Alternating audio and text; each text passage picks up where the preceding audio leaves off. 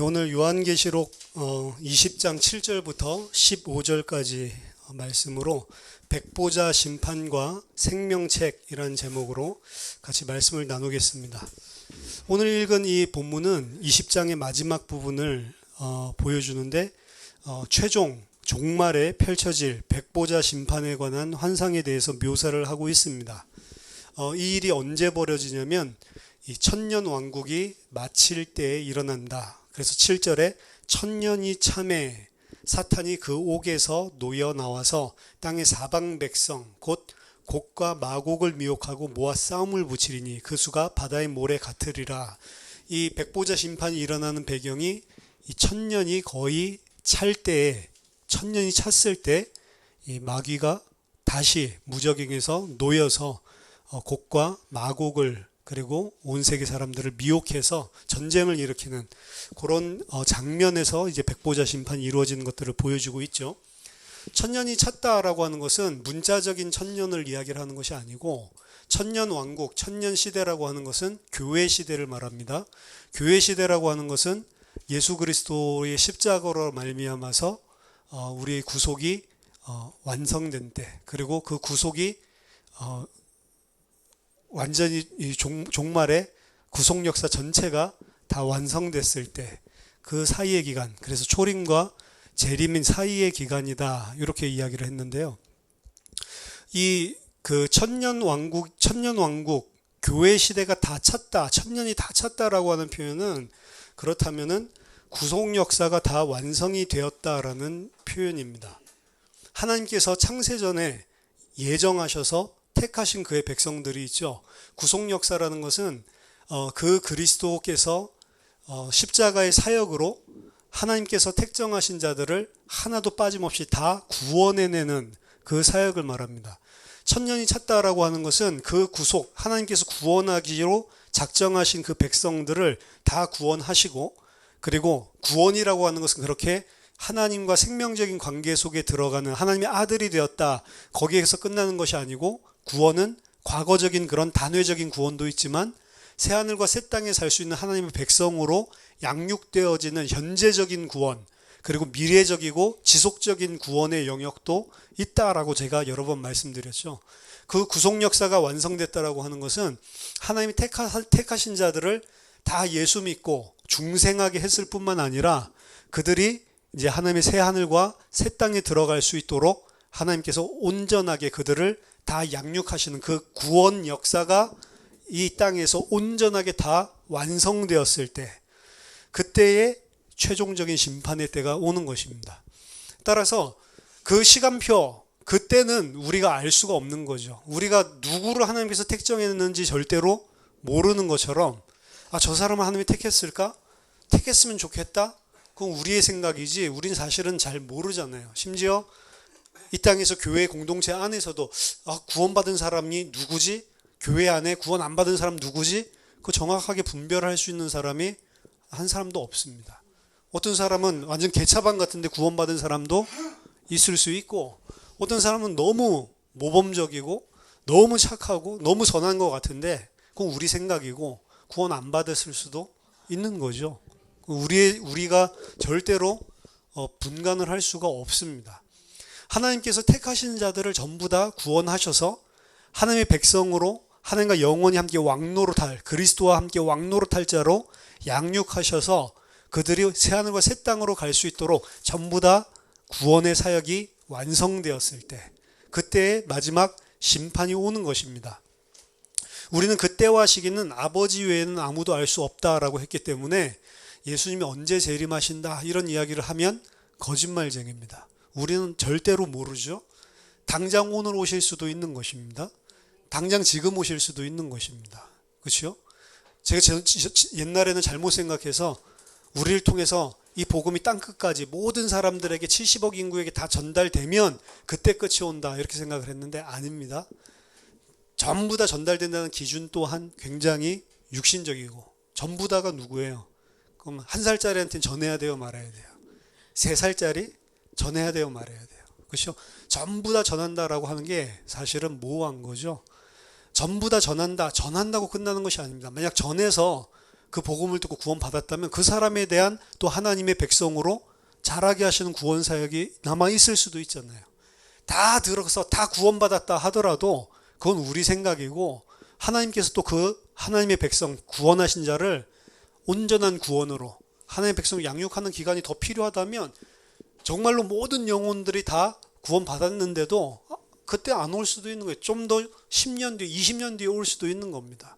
반대로 그것과 상관없이 오늘 하나님께서 전 세계에 택하신 자들 다 구원하셨고, 그리고 그들을 하나님 백성답게 온전하게 양육하셨다면 오늘 올 수도 있는 거예요. 아니, 아마겟돈 전쟁이 안 일어났는데요. 아니라니까. 좀 이따 설명드릴게요. 아마겟돈 전쟁은 그게 아니라니까요.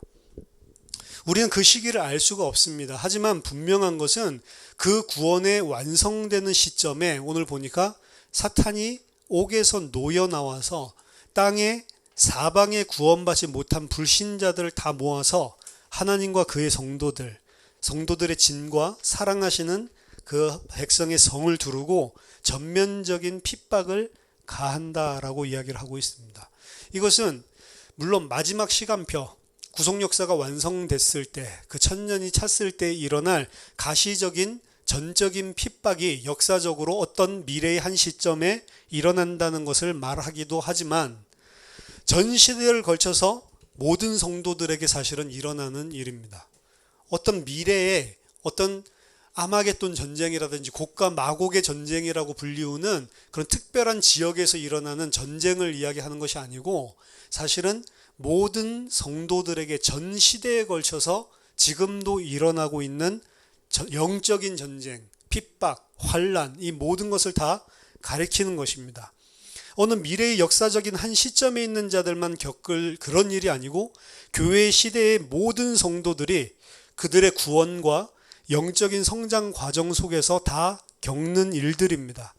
이 최후의 전쟁을 성경에서는 아마겟돈 전쟁 혹은 곡과 마곡의 전쟁이라고 표현을 하고 있지만, 그건 그저 무슨 무깃도라고 하는 이스라엘의 한 지역에서 일어나는 전쟁이 아니라, 무깃도에서 일어난 전쟁이기 때문에 아마겟돈이라고 하는 거거든요. 무깃도에서 일어나는 한 전쟁을 이야기하는 게 아닙니다. 무슨 곡과 마곡이 무슨 엄청나게 많은 군사들, 2억이 되는 중공군 뭐 이런 것들이 개입을 해서 일어나는 미래의 전쟁이 아닌 것입니다. 오늘 20장 9절에 보니까 그들이 지면에 널리 퍼져서 성도들의 진과 사랑하시는 성을 둘렀다라고 이야기를 하죠. 무깃도에 모인 것이 아니고 어디에 퍼졌다고요? 지면에 널리 퍼져서, 그렇죠? 모든 이 땅에 곳곳마다 널리 퍼져서 이 전쟁이 일어나고 있다라는 것을 보여주고 있습니다. 지면에 널리 퍼져 있는 모든 성도들의 진영에서 일어나고 있는 전쟁이라는 거죠. 우리가 살고 있는 오늘이 바로 이 전쟁이 일어나고 있는 전장터이고, 성도 각 개인이 그들의 이 땅에 사는 삶들 속에서 이 전쟁을 체험하고 있는 거예요. 그리고 그 전쟁은 각자 개인에게 마지막에 극악하게 발악을 한다고 그랬죠. 사탄이 천년이 찼을 때 하나님이 구속 역사를 완성하는 그 시간표에 마지막으로 풀려나서 극악하게 발악을 한다고 그랬죠. 우리들에게도 어쩌면 각 개인들마다 그런 시간표들이 있는 것입니다. 어떻게 보면 성도들이 온전하게 성장하는 것과 사탄이 극렬하게 우리를 핍박하고 우리에게 공격하는 것과 같이 맞닿아 있을 수가 있어요. 각 개인에게는 사실은 그 시간표가 죽음의 시간표입니다. 그 죽음의 시간표가 왔을 때 가장 두려움과, 왜냐, 우리는 선악구조 속에서 살고 있기 때문에 죽는 거 안 좋은 거잖아요.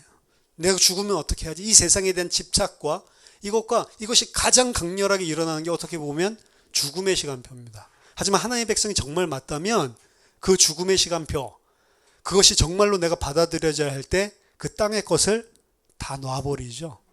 가장 내 속에, 이 땅의 밑바닥 속에 있었던 그 이 땅의 생명에 대한 집착, 이 땅에서 내가 뭔가 살아남아야 되고 내가 뭔가 생존해야 된다고 생각했었던 그 아집, 내가 생각했을 때 좋은 것, 그것이 정말로 어느 순간인가 놔지는 때가 옵니다. 사실은 그게 살고자 하는 그것, 이 땅에서 살고자 하는 그것, 그것이 어떻게 보면 우리의 육신적인 생각, 세상적인 판단 기준, 이것들을 좌우하고 있는 근원일 수가 있는 거거든요. 우리는 하늘의 생명, 영원한 생명을 가지고 있는 것인데 우리 육신이 약하다는 것은 계속 육신의 생명이 전부인 것처럼 살고 있단 말이에요. 그것이 각 개인이 하나님께서 성장시켜서 그 속에 있는 것들 다 드러내 놓으시고 정말로 이 땅의 육신의 생명을 아무것도 아닌 것으로, 정말로 이것이 여기에 더 오래 살고 여기서 생존하고 여기서 잘 살고 이것이 문제가 아니구나 정말로 내려놔질 때 사실 우리 선악 기준이 없어집니다. 심지어는 생명과 사망이라는 기준조차도 더 이상 우리를 얽어매지 못하는 거죠. 그 전까지는 전부 다 거기에 매여 있습니다. 종로로 타고 있죠. 그래서 히브리서 2장 14절 15절 보면 죽기를 무서워함으로 일평생 마귀에게 매여서 종로로 탄다라고 그랬죠. 죽음이 두려워서. 그렇죠? 근데 이 세상적으로도 보면 죽음을 두려워할 때는 아무 일도 할 수 없지만 죽음이 아무것도 아닌 사람은 그때부터 초월한 무슨 뭔가가 드러난다고요. 오히려 거꾸로. 그렇죠? 전장터에서 막 무서워서 총도 못 쏘고 머리 위로 막 총 쏘던 사람이 옆에 전우 죽는 거 보고, 항상 옛날에 국군 영화 보면 그런 거 나오죠. 갑자기 막 불타올라서 나 한 몸 죽어도 괜찮다. 내 옆에서 전우가 죽는데. 이래가지고 혼자 기관단 총 들고 나가서 전부 다 쏴주게 되고 람보 같은 일들을 하는데 어느 순간인가 생과 죽음, 여기에 대한 것을 뛰어넘었을 때 전혀 자기가 상상할 수 없었던 모습들이 등장을 하죠. 우리가 이 땅에 죽는 것을 두려워하기 때문에 마귀에게 매여 있다라고 그럽니다. 경제, 돈이 마귀다. 돈이 우리를 얽어맨다라고 하지만 그것도 왜 돈이 필요하죠? 이 땅에서 잘 살기 위해서. 그렇죠? 이 땅에서 그냥 생명 유지하는 정도, 그 정도 안 되는 사람은 잘 사는 거 안 원하고 생명 유지하는 정도만 먹고 살면 좋겠다 원하는 거고요. 그게 다 보장된 사람은 그거 가지고 안 사니까 이 땅에서 살기는 살되 좀 더 윤택하게 맛있는 거 먹으면서 살고 싶다. 계속 이렇게 성장하는 거죠. 하지만 그 밑바닥에는 뭐가 들어가 있냐면 생명과 사망이 있는 것입니다. 이 땅에 있는 육신의 생명과 사망에게 결국에는 각 개인들이 다 모여 있는 거예요. 매여 있습니다. 마지막 때에 엄청난 핍박이 일어날 때 전 세계 지면에 흩어진 모든 불신자들을 마귀가 다 모아가지고 하나님의 성들, 하나님의 백성들을 총공격한다고 그러죠.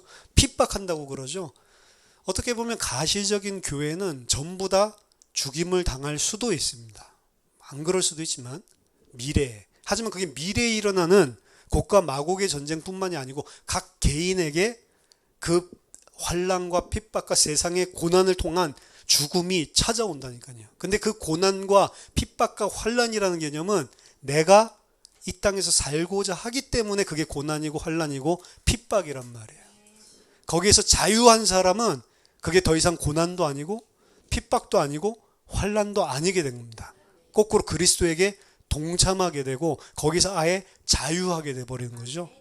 그래서 순교자들이 그 죽음을 초월해가지고 거기서 자유케 된 1세기, 2세기 때 있었던 혹은 그 교회 시대 때 곳곳마다 보여줬었던 그 죽음을 초월한 그 순교자들의 모습 보면 야, 어떻게 저런 믿음을 가질 수 있을까라고 하는데 사실은 그것까지 하나님께서 몰아넣으셔가지고 그걸 뛰어넘게 만드는 장면입니다.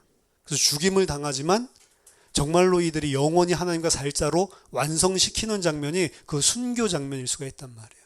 그럼 그 순교자만 그러냔 말이에요. 제 말은 순교자만 그런 게 아니고 하나님의 백성이라면 한 사람 한 사람씩 다 그렇게 순교하게 만든다고요.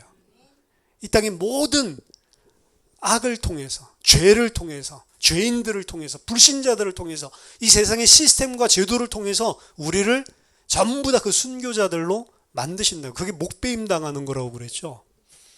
그래서 미래의 곡과 마곡의 전쟁이나 앞으로 세계 정부가, 짐승의 정부가 서가지고 그때만 크리스찬들이 다 죽임을 당하는 것이 아니고 우리 각 개인에게 일어나는 전쟁이 아마겟돈 전쟁이고 곡과 마곡의 전쟁이라고요. 그럼 곡과 마곡의 전쟁, 아마겟돈 전쟁을 통해서 하나님 뭘 하려고 그러시냐? 우리를 온전한 하나님의 백성으로 구속 역사를 완성시키는 일을 개인적으로 그리고 집단적으로 그리스도 안에서 택하신 모든 자들에게 행하신단 말이에요. 그것이 바로 천년이 찰 때입니다. 지난주 우리가 살펴봤듯이 우리는 구원과 더불어서 그리스도와 함께 왕노릇을 하고 있지만 이 땅에 있는 동안 그 왕노릇은 그리스도의 초림 때처럼 환난과 핍박과 그 고난 속에 오히려 목배임을 당한다는 것을, 십자가에 못 박혀 죽는다는 것을 기억을 해야 됩니다. 그리스도인은 하나님의 창조의 능력으로 이 땅에서 권세와 명예를 누리면서 왕노릇하는 것이 아닙니다. 그리스도인은 이 땅을 힘삼아서 살고 있던 모든 육신과 내가 왕이 되어서 머리로 살고 있었던 모든 죄된 삶들, 그것들을 다 베어내어 버리고 끊어내는 삶을 이 땅에서 살아가는 거예요. 왜냐? 그런 자만 새하늘과 새 땅에서 그리스도와 함께 영원히 살 수 있기 때문에 그렇습니다. 이것이 고통이고 고난 같지만 사실은 하나님의 백성으로 영원히 왕노릇하며 살 수 있도록 성장하는 과정인 것입니다. 하나님은 이 땅의 마귀의 세력 아래에 있는 자들을 통해서 하나님의 백성들을 불로 연단해서 정금과 같이 만들어내는 구원 사역을 완성하실 때까지 계속 펼쳐나가신단 말이에요. 각 개인들을. 그래서 우리의 가치관, 세계관을 완전히 바꾸어 버립니다. 이 땅의 가치관, 세계관이 아니라 정말로 새하늘과 새 땅에 속한 자의 가치관과 세계관으로 완전히 뒤바꿔 버리는 겁니다. 믿음을 가졌다, 내가 믿음을 가졌다, 내가 믿음이 성장한다, 내가 믿음의 삶을 산다라고 하는 것은 이 가치관과 세계관이 바뀐 거를 말해요. 믿습니다 한다고 믿는 게 아니고 가치관과 세계관이 안 바뀌었으면 믿습니다 해도 그 사람은 안 믿는 거라니까. 믿음이라는 건 세계관과 가치관이 바뀌는 것입니다. 여러분들이 세계관과 가치관이 바뀌지 않는 한 모든 하나님 뜻, 이게 하나님 뜻이라서 내가 이렇게 살아야지라고 하는 모든 행동들 있죠. 그런 것들은 그저 육신적인 훈련, 종교적인 생활에 불과하지 하나님과는 상관이 없는 것입니다. 하나님 뭘 바꾸려고 그러냐면 우리 머릿속에 있는 철저하게 육신적이고 세상적인 이 가치관과 세계관을 다 끊어내버리고 그리스도가 가지고 있는 새하늘과 새 땅의 가치관으로 바꾸려고 그런단 말이에요. 그게 목배임이란 말입니다. 이스라엘의 역사를 거울 삼아서 바라봐야 됩니다. 이스라엘은 분명히 구원받은 하나님의 백성인 것 같고 하나님 함께하는 것 같지만 사실은 그들에게 구원이 없습니다. 왜냐? 그들 근본적인 문제점은 가치관과 세계관이 안 바뀌는 거예요. 그들은 하나님의 구원을 통해서 이 땅의 가치관과 세계관에서 추구하는 뭔가를 누리고 뭔가를 복으로 받으려고 했던 사람들입니다. 그렇죠? 그게 바로 출애굽한 이스라엘 백성들이었죠. 그들이 생각하는 구원은 우리가 바로에게 억눌려서 너무 힘들게 살았는데 고통스럽게 살았는데 그리고 막 벽돌도 굽고 이제 뭐 집도 주지 않으면서 막 벽돌 구워가지고 막 채워내라고 그러고 안 그러면 막 때리고 계속 못 살게 구니까 너무너무 지긋지긋하고 너무 고통스럽구나 이 세상을 그렇게 봤지만 여호와 하나님을 통해서 구원받는다라고 하는 걸 어떤 개념 가지면 여기서 빠져나와서 이제는 더 이상 우리가 노예로 살지 않고 자유인이 돼서 잘 먹고 잘 사는 거. 만약에 이 사람들이 애굽에 종살이하는 노예가 아니고 오히려 부역하고 있는 지휘관으로 태어났다라고 하면 절대로 여호와 하나님 따라서 안 나갔을 사람들이란 말입니다. 애굽에서 이들을 부려먹던 그런 감독관들이나 그 아래서 노예살이 하던 사람들이나 다 가치관과 세계관이 똑같단 말이에요. 그러니까 이 사람들은 여호와 하나님 따라서 나왔지만 여호와 하나님이 내가 필요해 라고 나왔지만 그 여호와 하나님 누구냐? 황금송아지란 말이에요. 그렇죠? 결국에 그들이 생각하는 여호와 하나님, 그들이 따라 나왔던 여호와 하나님은 금송아지라는 게 출애굽기 32장에서 밝혀지는 겁니다. 그 말이 뭐냐? 가치관과 세계관이 전혀 안 바뀌었다는 거죠. 예수 믿는다고 하는데 이 가치관과 세계관이 안 바뀐다니까요. 그런 사람들이 많습니다. 예수 믿는다고 하는데 예수 믿어서 내가 이 땅에서 잘 돼야지. 그게 하나님께 영광도 아니요. 그거 하나님께 영광 아니라니까. 그렇죠? 근데 그런 식으로 계속해서 생각을 하는 거죠. 예루살렘에 들어갔던 이스라엘 백성들의 사상 또한 출애굽했었던 그 이스라엘과 다를 바 없었습니다. 그렇죠? 왜 그들이 주변의 우상신들을, 가나안 신들을 그렇게 섬겼냐? 왜 바알과 아세라를 섬겼냐? 왜 몰렉에게 자기 자식들을 줬냐? 그 사람들이 그런 식으로 종교 우상 숭배를 하는데 그렇게 하니까 자식들이 잘 되고 그렇게 하니까 잘 산단 말이에요. 그러니까 여호와 하나님은 우리에게 젖과 꿀이 흐르는 가나안 땅을 주셨지만 저들의 신들 또한 능력이 있구나. 여호와 하나님이 나에게 불을 주시지 않으면 내가 바알에게 무릎 꿇으면 바알은 나에게 불을 줄 수 있지 않을까? 그러니까 바알도 섬기고 여호와 하나님도 섬기는 거예요. 이미 이전에 섬겼던 여호와 하나님이 여호와 하나님 아니라는 거죠. 황금 송아지를 여호와라고 생각하고 있는 거죠. 그렇죠? 그러니까 이 사람들은 순식간에 우상 숭배하고 여호와도 필요한 것 같은데 여호와께 돌아왔다가도 또 사사가 죽으면 또 금방 또 우상 숭배를 하고 안 바뀌는 겁니다. 여호와가 필요한 것도 내 육신이요. 그렇죠? 바알과 아세라가 필요한 것도 내 육신이요. 전부 다 자기가 왕이 돼서 살았던 우상 숭배자들. 이게 가치관이 안 바뀐 거예요. 세계관이 안 바뀐 것입니다. 이 사람들은 히스기야 이후에 난공불락의 성 예루살렘이라고 하는 신학적인 이상한 사상을 가지고 있었어요. 히스기야 때 아수르가 18만 5천을 끌고 왔잖아요. 이들에게 예루살렘은 솔로몬에게 하나님이 약속했어요. 내가 그곳에 집을 삼아서 너희와 함께 있겠고 영원히 떠나지 않고 내 영광이 거기 머물 거라고 이야기를 했거든요. 거기에서 내가 너희들의 기도도 들어주고 거기서 내가 너희에게 복 준다고 이야기를 했거든요. 그러니까 예루살렘 성이라고 하면 여호와 하나님이 함께 있어서 가치관 안 바뀌었습니다. 우리 복 주는 곳 이렇게 생각을 했거든요. 근데 아수르가 막강한 군사력을 가지고 18만 5천이 예루살렘을 치러 온 거예요. 예루살렘을 치러 오기 전에 이미 북유다에 있는 모든 성읍들을 다 짓밟으면서 온 겁니다. 그러니까 이제 예루살렘 성 놔두고 포고하죠. 지금 항복하지 않으면 지금 우리가 짓밟은 그 성들처럼 예루살렘도 다 무너뜨리겠다라고 이야기를 하는데 벌벌 떨죠. 어느 정도로 벌벌 떨냐면 제발 그 말을 백성들이 알아듣지 못하도록 유대말로 하지 말라고. 왜냐 유대말로 하면 백성들이 듣고 아수라한테 문 열어줄까 봐. 그 정도로. 근데 그때 히스기야가 하나님 앞에 기도했는데 하룻밤 만에 18만 5천이 천사에게 죽임을 당하죠. 그때 생겼던 거. 아 진짜 예루살렘은 여호와 하나님이 계시는 전이요. 절대로 안 망하는 곳이구나라고 하는 게 쏙 들어간단 말이에요. 그게 들어가면서 어떻게 되냐? 그럼 이 예루살렘에만 있으면 난 잘 먹고 잘 살겠구나. 이래가지고 하나님의 말씀 지키지 않습니다. 왜? 예루살렘에만 있으면 돼. 예루살렘에만 있으면 나는 사니까. 예루살렘은 절대로 안 무너지는 난공불락의 성이니까.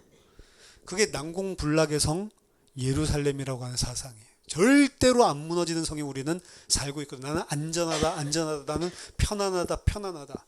게다가 거짓 선지자들 또한 계속 그 메시지 주죠. 그래서 예레미야가 핍박을 당하잖아요. 예레미야는 망한다, 주께로 돌아와라, 회개해야 된다라고 이야기하는데 아니 다른 거짓 선지자들이 입을 쳐라 그러면서 내게 말씀하신 여호와 하나님은 안전하다, 안전하다. 내가 뿔을 줘가지고 바벨론을 다 무찔러 버린다. 걱정하지 말라라고 하는데 그럼 뭐가 듣기 좋아요? 이미 체험을 했습니다. 난공불락의 성. 바벨론 쳐들어오면 또 하나님이 천사 보내가지고 싹 다 몰살시키겠지. 절대로 하나님 앞에 안 돌아오는 겁니다. 계속 그 가치관, 세계관을 가지고 안전한 곳에서 사는 거예요. 그러니까 여호와 하나님께 번제를 드리면서도 날마다 우상 숭배하고 날마다 악행을 범한다라고 이야기를 하는 겁니다. 그런 제사 드리지 말라라고 이야기를 하는 거죠. 이들은 가치관과 세계관, 자신들이 구원을 통해서 자신들의 원래 가지고 있던 가치관과 세계관에서 좋은 것을 얻어내기를 원하는 자들이에요. 그렇죠? 그것이 바로 복인 줄 알았던 것입니다. 그렇기 때문에 그들은 망하는 거예요. 결국에 바벨론이 와서 싹 다 무너뜨리도록 하나님이 하시죠. 그게 사실은 하나님의 은혜인데 그 사상 가지고 계속 살면 망하잖아요. 그게 아니다라는 걸 알기 위해서는 진짜 하나님의 백성을 하나님 백성답게 만들기 위해서는 싹 다 멸망당해서 바벨론에 끌려가게 만들어야 돼요. 끌려가는 모습이 비참하죠. 눈알 뽑아가지고 쇠사슬에 묶어가지고 왕을 끌고 가죠. 그럼 백성들은 어느 수준으로 끌고 갔겠어요? 그렇죠? 그 끌고 가는 그 체험을 하면서 그 고난과 고통을 통해서 다는 아닙니다. 소수의 하나님 백성들에게 하나님 백성답게 만드신 거겠죠. 가치관을 바꾸시는 거겠죠. 예루살렘이 아니구나. 하나님의 말씀이, 하나님의 언약이 이게 우리 생명인데 우리는 육신을 따라서 세상 것을 추구하고 죄 가운데 여호와를 멸시하고 살았구나라는 것을 하나님의 백성들은 알겠죠. 소수겠지만. 나중에 그 사람들이 바벨론에서 돌아오죠. 하지만 대부분의 이스라엘 사람들은 포로 끌려가서 1세대, 2세대, 3세대 고생 좀 하니까 70년 만에 터 잡고 자리 잡고 살만 하니까 안 온단 말이에요. 이스라엘로. 그렇죠. 미국에 끌려갔다고 생각해보세요. 1세대가. 우리나라 이민도 미국에 보면 그런 게 있죠. 하와이에 옥수수 농장, 수수 사탕밭. 거기 가가지고 막 죽도록 노예같이 일하죠. 뭐 1달러 받고 막 이러면서. 그렇죠. 막 혹사당하고. 그러면서 처음에 우리 미국 이민이 이루어졌다. 그 하와이 가면은 2세, 3세, 미국 2세, 3세가 아니고 4세, 5세 이래요. 할머니들도 다 영어밖에 못해. 이민 역사가 기니까. 그렇게 계속해서 정착해서 살다 보니까 그 우리나라도 거의 뭐 100년 가까이 됐는데 하와이 간지. 이제는 잘 먹고 잘 살아요. 그 후손들이. 한국 사람들이 근면하고 또 성실하고 머리도 있으니까. 그렇죠? 근데 어느 날 갑자기 한국으로 돌아가라. 절대 안 돌아갑니다. 그렇죠? 미국이 살기 좋은데. 전쟁 나면 오겠어요? 전쟁 나면 그 2세, 3세 애들이 내 조국 이렇게 생각해서 총 들고 한국으로 오겠어요? 안 온다니까. 그렇죠? 미국 사람 다 된 거지. 똑같은 거라니까요. 그때는 더 심했다니까. 그러니까 바벨론에 가서 잘 먹고 잘 살으니까 안 왔다니까. 온 사람들을 보고 렘넌트라고 하는 거예요. 남은 자들. 근데 그 남은 자들도 다 남은 자가 아니란 말이에요, 사실은. 그러니까 하나님의 백성이 얼마나 적습니까? 그 예루살렘 성이 무너졌을 때, 그 예루살렘 성이 무너지고 그 예루살렘 성에 닥칠 비극을 쳐다보면서 지은 시가 애가입니다. 그렇죠? 예레미야 애가. 예레미야 애가 4장 1절에서 5절 보면 슬프다 어찌 그리 금이 빛을 잃고 순금이 변질하였으며 성소의 돌들이 거리 어기마다 쏟아졌는고 순금에 비할 만큼 보배로운 시온의 아들들이 어찌 그리 토기장이가 만든 질 항아리같이 여김이 되었는고 들깨들도 젖을 주어 그들의 새끼를 먹이나 딸 내 백성은 잔인하여 마치 광야의 타조 같도다. 젖먹이가 목말라서 혀가 입천장에 붙음이여 어린아이들이 떡을 구하나 떼어줄 사람이 없도다. 맛있는 음식을 먹던 자들이 외롭게 거리거리에 있으며 이전에는 붉은 옷을 입고 자라난 자들이 이제는 거름더미를 안았도다. 완전 망한 모습이죠. 잘 먹고 잘 살고 잘 입고 잘 지내고 있었는데 이제 완전 망해서 이제는 먹을 것도 없고 이제 입을 것도 없고 그 아름다웠던 붉은 옷을 입었던 자들이 이제는 거름더미를 안고 있는 모습을 보여주고 있습니다. 이 거름더미를 안고 있는 모습은 물론 예레미야 애가에서 이스라엘이 예루살렘이 함락당하고 난 이후에 이스라엘이 패망하고 난 이후에 그때의 하나님의 백성들의 모습들을 보여주는 거예요. 육신적으로 그렇게 많은 질의 차이가 있는 거죠. 하지만 영적으로 본다면 여기서 말하고 있는 것은 육신적으로 피폐해진 가난 이야기를 하는 게 아닙니다. 빵을 못 먹는 이야기를 하는 게 아니에요. 오히려 그들은 난공불락의 성 예루살렘 속에 살고 있었을 때 육신적으로 부유한 삶을 누렸는데 예루살렘이 무너졌기 때문에 헐벗은 게 아니고요. 그 난공불락의 성 안에 살고 있을 때 이미 이들은 헐벗고 있었다니까. 그렇죠? 예루살렘 성이 무너지니까 그들은 망했다라고 생각하고 있습니다. 아니요. 예루살렘 성이 있었을 때 이미 그들은 먹을 떡이 없었어요. 먹을 생명의 말씀이 없었고 마실 생명수가 없었단 말이에요. 그들이 먹고 그들이 마시는 물이라고 먹고 있고 떡이라고 먹고 있는 것은 세상의 떡이고 세상의 물이었단 말이에요. 생명수가 아닙니다. 세상의 가치관으로 가득 차 있죠. 그들이 붉은 옷을 입고 귀족처럼 살고 있지만 그 붉은 옷이 귀족의 옷이 아니고요. 영적으로는 거름더미를 안고 있는 거예요. 바울이 빌립보서 3장 8절에서 배설물이라고 이야기했죠. 이 세상의 모든 좋던 것들을 내가 다 배설물로 여긴다. 거름더미를 안고 있다라고 하는 것은 아이고 예루살렘이 망해서 이제 완전히 거지가 됐구나. 아니요. 예루살렘 망하기 전부터 다 거지였다니까. 왜요? 그들은 거름더미를 안고 배설물을 힘삼아서 살고 있었다. 그것을 취하고 있었단 말입니다. 이 세계관 가치관이 바뀌어야 된다. 근데 하나님의 백성이라고 예수 믿는다고 하면서도 계속 거름더미를, 계속 배설물을 나의 홍포인 줄 알고, 내가 먹어야 될 빵인 줄 알고, 내가 마셔야 될 젖인 줄 알고 먹고 마시고 있다니까. 그게 세계관과 가치관이 안 바뀐다는 거죠. 이 사람은 구원받지 못한 자입니다. 구원받은 자가 정말 맞다면 하나님은 그 사람의 가치관과 세계관을 뒤바꾸세요. 이것은 이례적으로 일어나는 사건이 아닙니다.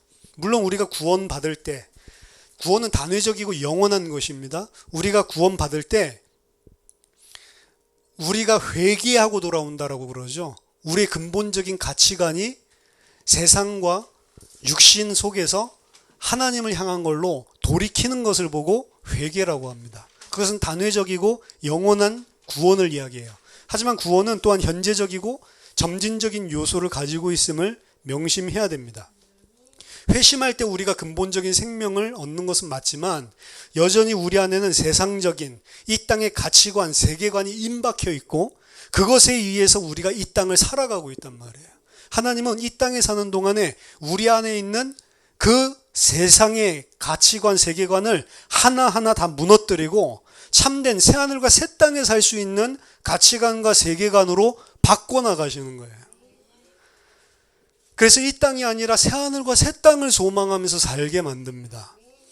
육신마저도 집착하는 모습을 마지막 판에 드러내시면서 그것마저도 다 내려놓고 새하늘과 새 땅만 소망하도록 만들어서 데려가신다니까요.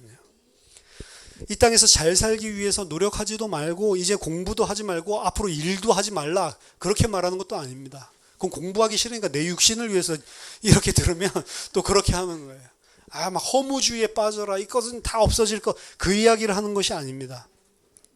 열심히 일하고 열심히 공부하고 돈 많이 벌어야 됩니다. 근데 그게 우리의 목적도 아니고 그게 우리의 가치도 아니란 말이에요. 그거는 다 지나가는 것이고 있어도 괜찮고 없어도 괜찮은 거예요. 열심히 하는데 잘 돼도 괜찮고 안 돼도 괜찮다니까.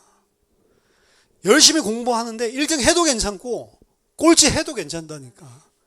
그렇죠? 학생이니까 열심히 공부하세요. 근데 1등 해도 괜찮고 꼴찌 해도 괜찮아. 그것 때문에 무슨 수능 못 봤다고 막 다리에서 뛰어내리고, 그거는 그거를 가치관으로 가지고 있는 거잖아요. 그렇죠? 그게 우리의 목적이 아닙니다. 우리는 잠깐 있다가 사라질 허상을 목표로 잡고 살아가는 자들이 아닙니다. 영원한 것을 붙잡고 사는 거예요. 이게 신자와 불신자의 차이점이죠.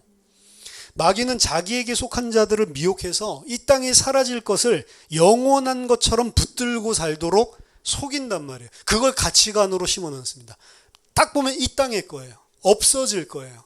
근데 그거를 가치관 삼아서 그것을 힘삼아서 그것을 목표로 살아가게 만듭니다. 그러면서 영원한 생명을 못 보도록 만들죠. 진짜 영원한 것, 진짜 참된 것을 보지 못하게 만듭니다. 하지만 하나님의 진리를 계시로 받은 자들과 정말로 구원받은 자들은 하나님의 정말로 보여주는 실상을 보게 되는 거예요. 실상과 허상, 영원한 것과 없어질 것, 이것을 분명히 알게 되고 처음에 잘 모른다 할지라도 하나님이 계속해서 그를 성장케 하면서 그거를 점점 분명하게 보게 만들어요. 그리고 그것이 분명해질수록 이 땅의 사람들이 가지지 못하는 새로운 가치관, 새로운 세계관 속에서 살게 되는 것입니다. 결국 오늘 본문에서 없어질 것을 붙잡고 심삼아서 살면서 영원한 것을 멸시했던 자들이 다 마지막에 형벌받는 게 백보자 심판이란 말이에요.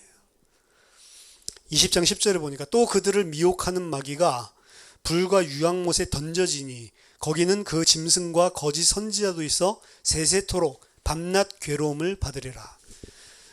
마귀는 영원한 불목 가운데 빠지는데 마귀만 빠지는 것이 아니고 짐승과 거짓 선지자, 앞에서 나왔었던 용과 짐승과 또 다른 짐승, 용과 짐승과 거짓 선지자들, 삼위일체, 거짓 삼위일체들 이야기죠.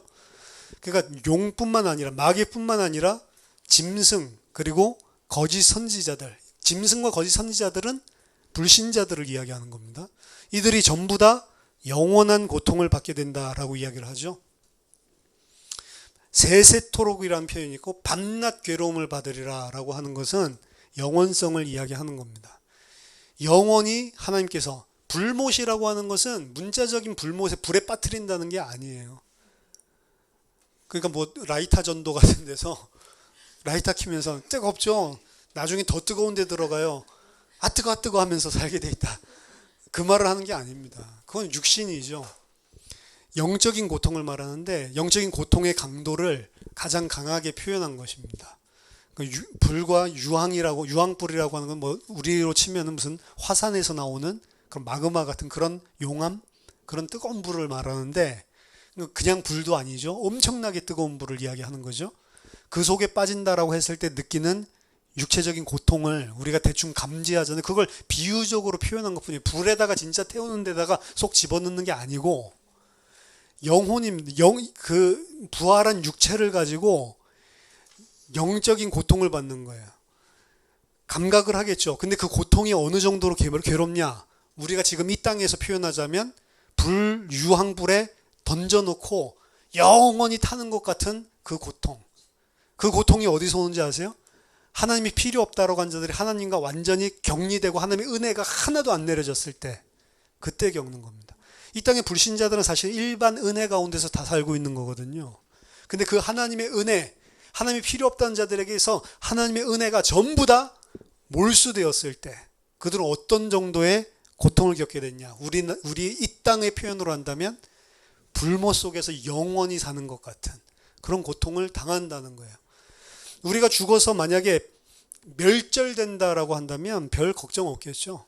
하지만 불신자들은 멸절되는 것이 아니고 그 영혼이 영원히 그 극심한 고통 속에 세세토록, 그것도 밤낮 없이, 밤낮 없다라고 하는 것도 비유죠. 새하늘과 새 땅에는 밤낮 없습니다, 원래. 이 땅의 표현으로 묘사를 하는 거예요. 그러니까 24시간 내내 영원토록 그 극심한 고통 속에 하나님 없다라고 한 자들이 하나님과 완전 분리됐을 때 살게 된단 말입니다. 또 내가 크고 신 보좌와 그 위에 앉으신 이를 보니 땅과 하늘이 그 앞에 피하여 간데 없더라. 드디어 백보자 심판이 나오죠. 이게 이제 마지막 심판 때에 벌어질 일입니다. 그 백보자 심판이 일어났을 때 땅과 하늘이 그 앞에서 피하여 간데 없다라고 이야기하죠. 옛 하늘과 옛 땅은 다 없어지고 새 하늘과 새 땅으로 대치됩니다. 이 땅에 없어질, 이 땅에 잠시 있다가, 잠시 잠깐 눈에 보이는 것 같다가 없어질 허상인 옛 하늘과 옛 땅은 사라지고 영원한 새 하늘과 새 땅이. 근데 우리는 계속 옛 땅과 옛 하늘, 지금 이 땅에서 없어질 것들을 붙잡고 있단 말이에요. 무엇 때문에 우리가 염려하고 있습니까? 무엇 때문에 고민하고 있습니까? 어떤 사람은 경제적인 것 때문에, 어떤 사람은 육신적인 고통 때문에, 어떤 사람은 정신적인 고통들 때문에, 그렇죠? 어떤 사람은 명예 하나 때문에, 명예 하나 때문에도 엄청나게 사람들은 목을 메고 산다니까요. 그렇죠? 막 자살해버리죠. 검찰 조사 받다가 자기 무슨 치부가 드러났다 그러면 자살해버리죠. 얼마 전에도 유명한 정치인이 자살을 했지만 미국에서도 그 엄청난 이 미국의 포스터가 별로 없잖아요. 사성장군 엄청나게 뭐 많이 달려있잖아요. 훈장 바지들 막 여기 보면 막 국기같이 생긴 것도 막 가득가득 차 있잖아요. 이 사람 양쪽에 다 차 있어. 평생을 그 명예 군이. 근데 그 막 80개 정도 있는 그 국기 같은 것들 중에 하나 자기가 안 차야 될 게 들어가 있었어요. 그걸 또 기자가 알아냈어요. 그래가지고 사진 찍어가지고 왜 저 사람이 저 바지를 저기다 달고 있지? 그걸 기사를 썼네. 당장 자살했잖아요. 그거 보고. 왜요? 우리 같으면 어떻게 하죠? 왜 그거 안 달고 있어야 살려서 왜 그거 달아놨어? 그랬더니 왜 있지? 뜯어내고 쏘리 미안해. 그냥 그러고 넘어갈 일을. 그렇죠? 그것 때문에 목매고 자살했잖아요. 그게 가치예요. 없어질 것인데. 그렇죠? 미안해. 내가 달면 안 되는 게 여기 있었네. 미안해. 떼면 되잖아. 우리는. 근데 그것 때문에 자살을 한다고요. 우리가 봤을 때 우습죠. 근데 우리 또한 하나님 눈에는 그 아무것도 아닌 거에 목을 매가지고 내가 뭔가를 해보겠다고. 그거 있으면 막 살 것 같고 없으면 막 죽을 것 같고 그러고 살고 있다. 그게 사단에게, 그게 바로 하나님 떠나서 영원한 것을 놓치고 미련한 자가 되어서 없어질 것들을 붙잡고 살아가는 삶들이란 말이에요. 하나님 필요 없고 나는 이게 필요한 줄 알고 그것 때문에 목을 걸고 있죠. 그 세상의 가치관과 그 세상의 세계관이 안 바뀌면 하나님께 빌어서라도 내가 그 원하는 그 훈장 같은 그 빠지 그거를 갖다가 받아내려고 하는 게 인간이라니까요. 그 이스라엘 백성이 안 바뀌는 거예요. 예루살렘 성에 와서도 그 배지 달라는 거예요. 하나님한테. 하나님이 안 주면 바알에게도 가서 그 배지 달라고 하고 있는 겁니다. 얼마나 우스워요. 근데 그 모든 사람들이 다 그렇게 살고 있다. 근데 하나님의 백성은 점차 알아가게 됩니다. 이거를. 하나님의 은혜 가운데 그게 아무것도 아니었구나. 그 이전에 양보 못할 것도 다 양보해요. 다 양보하면서 살라는 게 아니면 그럼 또 너무 바보 같잖아. 바보같이 살라는 게 아닙니다. 근데 생명을 안 건다고. 그렇죠? 전 옛날에 무조건 제가 다 이겨야 됐거든요. 다 이겨야 됐어요. 내가 뭐라도 지면은 잠을 못 자다. 형한테도 이겨야 돼. 4살짜리가 철봉에 매달려 있을 힘도 없잖아요. 근데 형은 저보다 뭐 4살 많으니까 형이랑 매달려 있기 시합을 하면 큰 형을 이겨먹기 위해서 무조건 안 내. 근데 저는 못 매달려 있는다니까. 제가 어떻게 매달리냐. 아버지가 이렇게 안아주고 있어요. 아래는 아버지가 안아주고 있는 거고 나는 그걸 붙잡고 있는 건데 아버지 팔 빠지도록 안 내려오는 거예요. 형이 이겨먹겠다고. 어렸을 때부터. 3살, 4살 때부터. 악바리였다니까. 무조건 이겨야 돼. 공부도 형이 나보다 4년 먼저니까 당연히 제가 1학년이면 5학년 거 6학년 거 공부하고 있잖아요. 내가 저걸 빨리 해야 되는데 내가 지금 1학년 거 해가지고 어떻게 하나. 무조건 이겨야 된다니까. 그래가지고 막 문제도 풀고 하여튼 다 이겨야 돼. 달리기도 1등 해야 되고 싸움도 1등 해야 되고 공부도 1등 해야 되고 전 무조건 이겨야 되고 1등 해야 되고 만약 졌다 그러면 막 울고 불고 난리가 납니다. 억지로라도 져줘야 돼. 다 이겨야 됐다니까. 지고는 못 살았다니까. 근데 복음 알고 나니까 다 그런 마음들이 없어지죠. 그리고 운동을 못 하게 되더라고요. 악바리같이 막 이기려는 마음이 없으니까 운동을 못 하게 되더라고요. 저 원래 운동 잘했거든요. 100m도 12초에 달렸다니까. 체력장 하면은 뭐 다 만점이었으니까. 던지기 같은 거는 49m만 던지면 만점인데 저는 막 80m씩 막 던졌다니까. 운동도 잘하고 다 이겨야 되니까. 근데 보고 말고 나니까 뭐 이기는 게 뭐예요? 아무 의미 없는 거. 그렇죠? 그러니까 뭐 탁구를 쳐도 대충 치고 뭘 해도 다 그냥 대충 하는. 옛날 당구도 막 전투 당구를 쳤는데 당구 져도 괜찮고 이겨도 괜찮고 이러니까 스포츠가 재미가 없어지네. 아무것도 아니잖아요. 남자들 보면 웃기지 않아요? 탁구 그게 뭐라고 졌다고 막 분해하고 여자들이 보면은 스포츠 이해 못하니까 아이고 바둑 뭔데 장기 뭔데 그거 막 졌다고 막 팔씨름 그거 뭔데 막 힘자랑 그거 가지고 그렇죠? 말도 안 되잖아요. 근데 남자들은 막 거기 생을 걸죠. 그거 한심하죠. 근데 남자들 또 여자들 쳐다보면 다 똑같이 생겼는데 뭘 저 빼기나 다 똑같은데 저구드나 다 똑같은데 그거 있다고 좋아하고 없다고 슬퍼하고 그런 거 보면 아이고 이러죠. 남들은 다 기가 막히게 보죠. 가치관, 세계관. 그러니까 무엇에 의해서 우리가 무엇을 목적으로 무엇 때문에 울고 무엇 때문에 기뻐하고 무엇 때문에 슬퍼하고 그러고 사냔 말이에요. 무엇 때문에 생을 걸고 사냔 말입니다. 마귀는 그리고 불신자들은 전부 다 미혹당해서 없어질 거예요. 건강 때문에 평생 아픔을 가지고 계신 분이 있지만 사실은 그 건강 문제 또한 없어질 거예요. 잠깐 우리가 이 땅 살 동안 고통당하지만 영원한 게 아니라고요. 잠시 잠깐 있지만 없어질 것입니다. 그건 낫고 안 낫고가 하나님이랑 큰 상관이 없어요. 하나님은 그것을 통해서 세계관과 가치관을 바꾸기를 원하시는 거예요. 그게 하나님의 백성답게 만들어 나가는 도구로 하나님께서 활용하실 뿐이지 고통도 아닙니다, 사실은. 고난도 아닙니다. 그래서 영원한 것을 아는 사람들의 눈에는 그게 잠시 잠깐의 환난에 경한 것이라고 표현을 하는 거예요. 잠시 잠깐 있는. 옛 하늘과 옛 땅은 없어집니다. 다 사라집니다. 새 하늘과 새 땅이 영원한 것입니다. 12절에 내가 또 보니 죽은 자들이 큰 자나 작은 자나 그 보좌 앞에 서 있는데 책들이 펴 있고 또 다른 책이 펴져 있으니 곧 생명책이라. 죽은 자들이 자기 행위를 따라 책들에 기록된 대로 심판을 받으니 바다가 그 가운데서 죽은 자들을 내주고 또 사망과 음부도 그 가운데서 죽은 자들을 내주매 각 사람이 자기의 행위대로 심판을 받고 사망과 음부도 불못에 던져지니 이것은 둘째 사망 곧 불못이라 라고 이야기했습니다. 모든 죽은 자들 산자나 큰 자나 작은 자나 다 백보자 앞에 와서 심판을 받죠. 근데 누가 심판을 받냐면 죽은 자들. 산자들 심판 안 받습니다. 죽은 자들이 그 백보자 앞에서 심판을 받는 거예요. 부활은 신자만 하는 것이 아니라 불신자들도 다 부활합니다. 영원한 육신을 가지고 영원한 육체를 입는단 말이에요. 썩지 않을.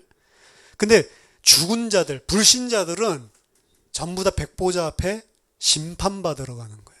그 앞에 책이 펴져 있죠. 책들이 펴져 있는데 두 종류의 책이 있습니다. 한 책에는 이 사람의 모든 행위와 그 행위, 죄에 대한 것들을 그리고 어떻게 심판받아야 될지를 쫙 써놓은 어떻게 보면 멸망록 같은 책이 있고요. 한 책은 생명책이 있단 말이에요. 다니엘서 보면은 생명책이 있는 게 아니고 그들의 죄들을 다 묻기 위한 심판하는 책이 있단 말이에요. 그 책이 펼쳐진다는 것은 심판이 이제 시작되는 것을 이야기하는데 각 사람들마다 전부 다 자기의 행위들에 따라 행한 대로 심판받을 수 있도록 그들의 행위를 낱낱이 고하는 책들이 있습니다. 그 책들 앞에 한 사람 한 사람씩 불려나가는 거예요. 모든 행위들 낱낱이 싹 다 드러납니다. 24시간 내가 평생 살아오면서 무슨 생각 뭘 가지고 그럼 딱 결론이 나요. 영원한 불못. 그렇죠? 우리가 하루 24시간 동안 내가 생각하는 것만 만약 비디오를 틀어가지고 사람들 앞에 보여주면 그 커뮤니티에 절대로 있지 못할걸요. 그렇죠? 가족들 사이에서도 내가 이 가족들에 대해서 뭐 어떻게 생각하는지 딱 이 일주일치만 이 가족들이 생각하는 것만 딱 엑기스로 모아가지고 딱 펼쳐서 보여주면 창피해서 절대로 같이 못 살걸요. 근데 이 사람이 평생 살아왔었던 모든 것들을 파노라마 같이 틀어준다고 생각해 보세요. 그것들을 낱낱이 써놓은 책들이 있다고 생각해 보세요. 그렇죠? 저는 그래서 이전에 그런 설교들을 우리가 부끄럽지 않은 삶을 살자 하나님 앞에 나중에 가면 하나님이 영사기를 갖다가 틀어놓는단다. 네가 뭐 하면서 살았는지 그때 영사기 틀어놓고 네가 무슨 어떤 죄의 모습으로 살았는지를 쫙 다 보여주면서 완전히 이제 쥐구멍을 찾아 들어가려고 면목이 없을 때 그때 예수님이 나의 변호사가 되셔서 잠깐 내가 이 구승이의 죄를 위해서 십자가에서 죽었습니다. 하나님 아버지 이렇게 하니까 그래? 그럼 구승이의 죄는 용서. 그렇게 구원받는 줄 알았거든요. 그러니까 떳떳하게 살아야지 그렇게 생각을 했는데 아닙니다. 성도들은 멸망록에 내 죄를 다 기록한 그게 없어요. 성도들의 이름은 어디에 있어요? 생명책에 기록이 되어 있다. 생명책에 기록되지 않은 자들의 심판에 대해서 오늘 설명을 하고 있는 겁니다. 그 사람들의 모든 행위대로 하나님께서 다 갚아주시는데 그 갚아주시는 게 영원한 불못이라고 이야기를 하고 있습니다. 신자들 또한 만약에 우리의 낱낱이 죄악을 다 밝히고 한다면 진짜 부끄러운 구원이죠. 사실 부끄러운 구원 받지 않아야 된다는데 부끄러운 구원 다 받는 겁니다. 우리는 내가 뭘 한 게 있어야 안 부끄러운 구원을 받는데 한 게 없는데 구원해 주시니까 부끄러운 구원이라고 이야기를 하는 거예요. 불 가운데서 겨우 구원받지 말고 영화로운 상급받는 구원을 받기 위해서 우리가 힘써 살자. 그래서 나중에 그 황금 맨션에서 살고 나중에 개털모자 쓰지 말고 황금 면류관 쓰면서 살자. 뭐 이렇게 이야기를 하는데 그런 거 없습니다. 천국에. 비유지 그런 이야기 아닙니다. 모든 사람들은 다 구원받았다고 하면 부끄러운 구원을 받는 겁니다. 왜냐하면 우리 행위 또한 그 불신자들과 전혀 다를 바 없이 똑같이 죄를 지었다는 것을 알게 돼 있어요. 어떻게 가룟 유다를 손가락질할 수 있습니까? 어떻게 아담을 손가락질할 수 있어요? 어떻게 가인을 뭐라고 할 수 있어요? 전부 다 나랑 똑같이 내가 하나님 돼서 내가 선악 판단하고 내가 하나님 돼서 살았던 그 죄 가운데 완전 점철된 인생인데요. 누구나 다 면목 없는 구원을 받는 것입니다.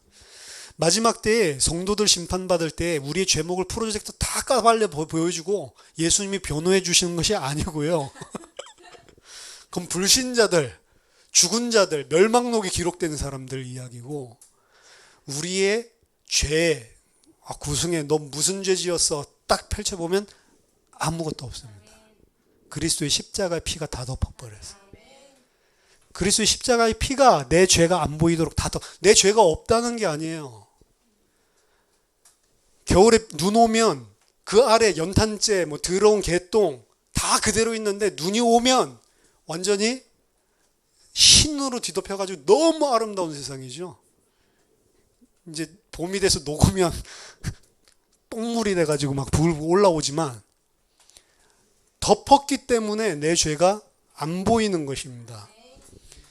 우리는 마지막 때 심판 때 앞에 섰을 때 우리 죄를 가지고 하나님께서 부끄러운 구원시키려고 그러시는 게 아니고 우리 죄를 아예 십자가의 피로 다 덮었기 때문에 기억도 안 하신다라고 이야기를 하고 있습니다. 이사야서 43장 25절에 나는 나를 위하여 네 허물을 도말하는 자니 네 죄를 기억하지 아니하리라.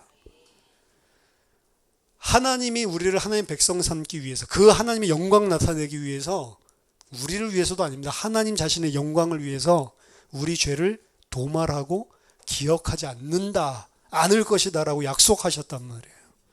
하나님 전능하시기 때문에 약속하면 지킨다니까. 우리는 나 뒤끝 없던 걸로 할게 이렇게 해놓고도 다 기억하고 있죠. 그렇죠? 내가 없던 걸로 할게. 근데 우리는 없던 걸로 할 능력이 없기 때문에 다 기억하고 있다니까요. 그렇죠? 그러니까 나중에 뭐 하면 내가 그렇게 해줬는데 그게 또 튀어나온다니까. 근데 하나님 전능하기 때문에 기억하지 않을 거야 라고 하면 안 기억한다니까. 그렇죠? 그래서 우리가 면목 없는 구원 받았다고 나 같은 게 어떻게 하고 있으면 네가 무슨 죄를 지었다고 그래. 그리스도의 십자가의 피가 우리 죄를 도말시키고 우리 죄를 다 덮어버려서 하나님 기억도 안 나게 다 하신다니까. 만약 그걸 하나님이 기억해 하신다면 얼마나 힘들겠어요. 그저 우리 마음속에 꼭꼭 숨겨진 비밀처럼 나는 피조물이었는데 그렇게 깝죽거리며 살았구나. 그러면서 우리는 영원히 넙작 엎드려서 살겠지만 하나님은 우리를 그 죄인데 내가 너를 그냥 구원해 줬어. 이렇게 안 하신단 말이에요. 우리를 아들 삼으셨단 말입니다. 그것이 바로 생명책에 기록된 자들입니다. 성도들은 자기들의 악한 행위를 인하여서 심판받지 않습니다. 왜냐하면 그리스도가 이미 성도들을 위해서 대신 심판을 받으셨기 때문입니다. 그리스도는 성도들을 위해 죽임을 당하셨고 자신의 의와 죽음과 동일시된 자들을 하나님 앞에서 시인해 주신다고 했습니다. 그래서 우리가 그리스도를 인정하고 그리스도와 연합한 자가 맞다면 그리스도께서 저가 나와 같은 자다라는 것을 하나님 앞에서 시인해 주는 거예요.